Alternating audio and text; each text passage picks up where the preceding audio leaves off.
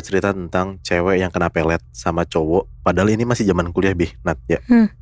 Lo bayangin aja, biasanya lo kena pelet atau lo pernah dengar cerita pelet itu kan di kampung, waktu pas udah tua gitu kan. Nah ini masih kuliah masalahnya.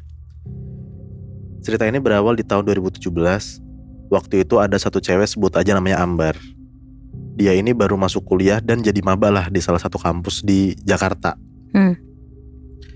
Awal jadi maba pasti wajar dong kalau anak baru nyari relasi ke teman-teman buat dapet info kuliah, temen nongkrong gitu kan. Singkat cerita akhirnya Ambar itu kenal sama salah satu anak kampus baru juga nih, satu jurusan, sebut aja namanya Romi, cowok nih. Oke. Sedikit background tentang Romi, dia ini anak rantau dari luar pulau. Jadilah akhirnya Ambar dan Romi ini dekat, berawal dari teman-temanan biasa. Lama-lama si Romi suka sama Ambar. Satu hari Romi nembak Ambar. Nah tapi nembaknya tuh kayak maksa-maksa gitu Nat ya, buat jadi pacar Ambar sampai nge-begging ganggu gitu loh. Jadi gitu ditolak lah sama si Ambar. Setelah ditolak, si Romi ini emang ngejauh dan hubungan pertemanan mereka pun juga akhirnya makin renggang. Tapi beberapa hari kemudian Ambar tuh tiba-tiba ngerasa kayak gak nyaman dan mulai tiba-tiba banget nih nyariin Romi, kepikiran Romi. Akhirnya setelah beberapa hari Ambar ngerasain kangen yang berlebihan sama Romi. Romi baliklah ke Ambar dan akhirnya mereka berdua mutusin buat pacaran. Oke. Selama pacaran ternyata Romi ini sebetulnya bukan orang yang baik banget. Kata Ambar, perlakuan Romi tuh kasar. Terus setiap minggu tuh pasti ada aja diberantemin. Sampai pas lagi berantem, si Romi tuh sering banget mukulin Ambar. Setelah berapa lama mereka pacaran, pernah satu hari Ambar tuh pergi makan sama Romi. Terus Romi minta Ambar buat bayar pesanan pakai dompetnya si Romi. Nah Romi kasih lah nih dompetnya ke Ambar. Pas Ambar buka dompetnya dan mau ngeluarin uang dari dompetnya si Romi, Ambar tuh ngeliat kalau ada dua benda di dalam dompetnya Romi tuh yang kayak aneh banget gitu. Satu bentukannya kayak toko wayang, dan satunya lagi tuh berbentuk keris. Nah bentuk semua itu kecil dan kurang lebih tuh cuman 5 sentian lah. Abis itu Ambar nanya lah ke Romi, itu benda apa? Karena kan si Ambar juga belum pernah ngeliat benda kayak gitu. Romi jawab kalau itu ternyata cuma gantungan kunci dikasih sama temennya. Setelah kejadian itu, di hari-hari berikutnya Ambar udah gak pernah lagi tuh ngeliat si benda aneh itu di dalam dompetnya si Romi. After Ambar ngeliat benda yang ada di dalam dompetnya si Romi itu, Ambar tuh malah ngerasa dia tuh jadi makin suka sama Romi. Makin gak bisa lepas, makin bucin. Dan di mata Ambar tuh Romi tuh cowok yang paling baik lah. Pokoknya gak ada yang bisa ngalahin Romi lah gitu. Dan semenjak Ambar pacaran sama Romi juga, teman-teman dekatnya Ambar ini ngerasa kalau dia tuh udah mulai berubah. Ambar tuh mulai narik diri dari pertemanan. Bahkan biasanya sebelum mereka tuh masuk kelas, Ambar tuh biasa tuh nyempetin waktu buat sholat sama teman-temannya. Nah tapi semenjak pacaran sama Romi, dia tuh sering banget ninggalin sholat dan jadi sering gak temenan sama mereka lah. Terus juga Ambar ternyata sering banget ngelawan sama orang tuanya karena mereka gak suka sama Romi.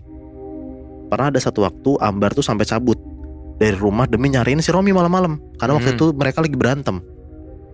Di malam itu ada salah satu kisah pertengkaran mereka yang bener-bener Ambar inget. Bahkan katanya sampai sekarang nih, sampai pas dia ngirimin ceritanya ke email kita, dia tuh masih sempet bener-bener kayak takut dan kepikiran gitu.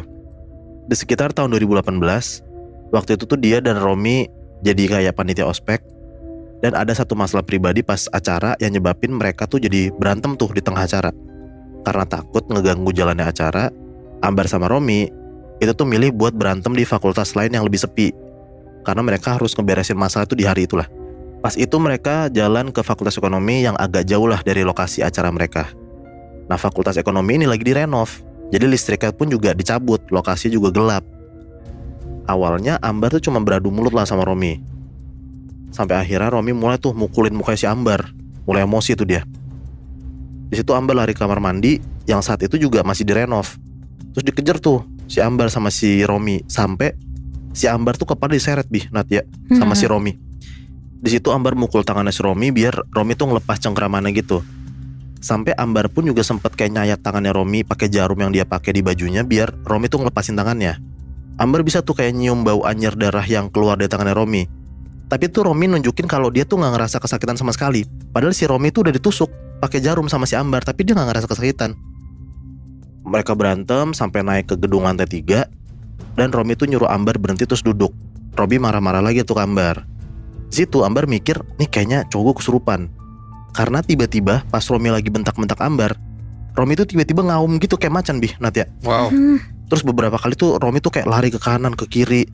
Terus sampai gilanya lagi, si Romi tuh naik ke pembatas balkon. Terus dia tuh berusaha buat lompat Dari lantai 3 itu? dari lantai 3. Oh, Bentukannya gila. tuh dia lompatnya kayak macan gitu loh Jadi kayak tangannya ke bawah gitu? Wow. Tapi untungnya gak jadi lompat ya. Itu kejadian yang terjadi di tahun 2018an.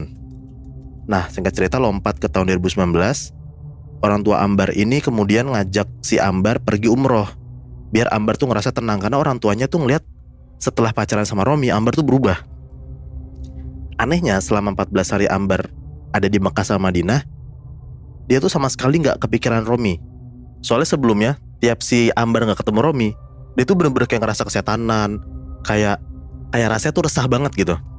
Nah waktu Ambar udah pulang after umroh, ternyata Ambar tuh ngerasa kayak sering malah ngalamin kejadian-kejadian janggal. Dia tuh ngerasa gak nyaman di rumah, kayak ada yang ngawasin dia. Dan setiap jam 6 sore ke atas, Ambar tuh ngerasa badan dia tuh panas dan bener resah gitu. Mulai lagi nih resahnya nih. Hal itu selalu berlanjut sampai menuju tengah malam, dan itu terjadi setiap hari. Yang jelas Ambar tuh ngerasa kayak ada yang ngendalin badannya Ambar buat pergi nyariin Romi. Padahal si Ambar tuh gak mau keluar rumah buat nyariin Romi. Setelah kejadian itu, nyokapnya Ambar nelpon salah satu temennya yang berasal dari Banten. Si orang ini tergabung dalam perkumpulan silat dan ilmu raga kayak macam merpati putih gitu, sebut aja namanya Om Agung. Mereka akhirnya ketemu dan Om Agung bilang ke Ambar buat ruqyah aja. Ruqyah pertama dilakuin lah tuh sama Om Agung. Setelah ruqyah itu beres, Ambar ngerasa jadi lebih baik dan dia ngerasa akhirnya dia bisa ngendalin diri dia. Om Agung ngasih tahu kalau ternyata Ambar itu sebenarnya dipelet sama Romi. Nah peletnya itu namanya semar mesem. Jadi pelet itu tuh bekerja melalui media yang kemudian dibacain ajian khusus pakai bahasa Jawa buat ditujuin ke korban yang pengen dia pelet. Setelah diruqyah, Ambar baik-baik aja. Tapi ternyata serangan gaib itu malah nyerang nyokap sama adiknya. Jadi kayak pindah gitu.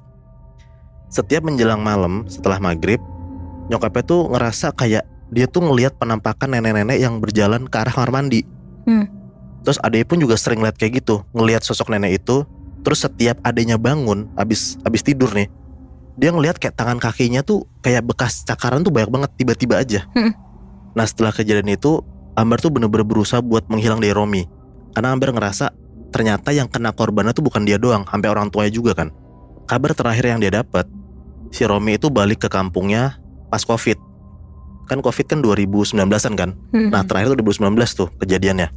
Dan sepanjang tahun 2020 sampai 2022, Ambar kemudian ngejalanin ruqyah rutin. Selain ruqyah sama Om Agung, dia juga ruqyah sama salah satu ustadz yang emang berpengalaman lah dalam hal ruqyah. Nah sampai sekarang, sesekali nih si Romi tuh masih mantau Ambar katanya Nat ya. Romi tuh masih sering nelponin nomornya Ambar, chat-chat Ambar, pokoknya masih ganggu Ambar, tapi terornya tuh cuman via sosmed aja gitu. Untungnya sampai detik ini alhamdulillahnya udah gak ada lagi hal mistis yang dialamin sama keluarga Ambar. Dan akhirnya ya mereka udah gak pernah ketemu lagi. Gila. Tapi kebayang gak sih Moy, kalau misalkan si Romi ngelakuin lagi tapi ke cewek lain? Bisa jadi lagi, karena kan dia mau ngelakuin segala cara buat dapetin cewek yang dia mau kan. Iya. Cing serem banget kalau kayak gitu.